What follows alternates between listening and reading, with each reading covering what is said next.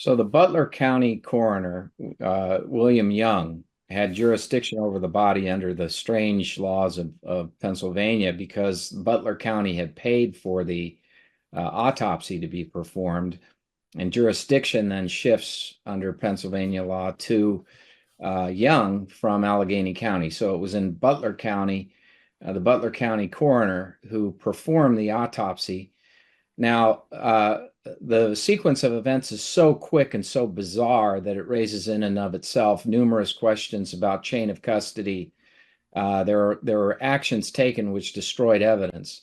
You got Let me interrupt if you don't mind. I'm sorry, Jonathan. Let me interrupt real quick. I think here's what I think what you're trying to say is the Butler County coroner kind of like outsourced the autopsy to the Allegheny.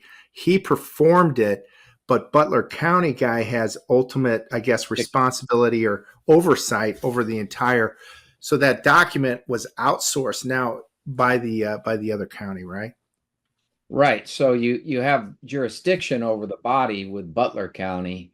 And in any event, we have July the 13th, we have the assassination attempt. The same day the assassin is killed, and he's on that roof. We don't have the coroner completing his examination of the body until 6 or 7 hours later in the morning on the 14th.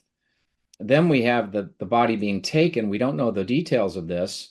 And then the roof was cleared off. The blood and other things were removed, apparently maybe even the weapon, so that evidence then was immediately removed from the scene, despite the fact that there had not been opportunity for the congressional investigation or the FBI investigation to be completed. Then you have, in addition to that, a big problem because you have the body being released on the 23rd, just 10 days after he was killed on the roof, and then it's given in the custody of the body was given over to the parents, and then the body was cremated. So this transpired. It only could have happened with FBI consent, which raises a number of troubling questions because the FBI was certainly on notice that Congress was investigating at the time. And so there shouldn't have been any destruction of the body allowed. There shouldn't have been a turnover of that body to the parents under Pennsylvania's interpretation of its law, which is similar to some 21 other states. Next of kin are given the right over the autopsy report, and so it's not public. So presently, Congressman Higgins and the Congress of the United States, the task force committee that is investigating this, does not have the coroner's report. Neither does anyone else, the FBI or anybody else, to our knowledge. And so as a result, you've got the parents have the report, which the public needs to know, which the Congress needs to know, which we all need to be able to see and investigate.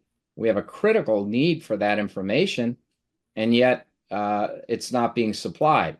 So there needs to be a subpoena from the committee to compel the production of the information. There also needs to be a change in federal law to require, in instances of mass shooting and attempted assassinations, that coroner's reports are immediately supplied to the government and the public. There's no justification that it makes any sense whatsoever to deny the public access to this information. We have to make critical decisions, as do our representatives, about how to use that information to reduce the risk of further shootings, and denying us that information obstructs really the investigations as well as the ability of lawmakers and others to take action.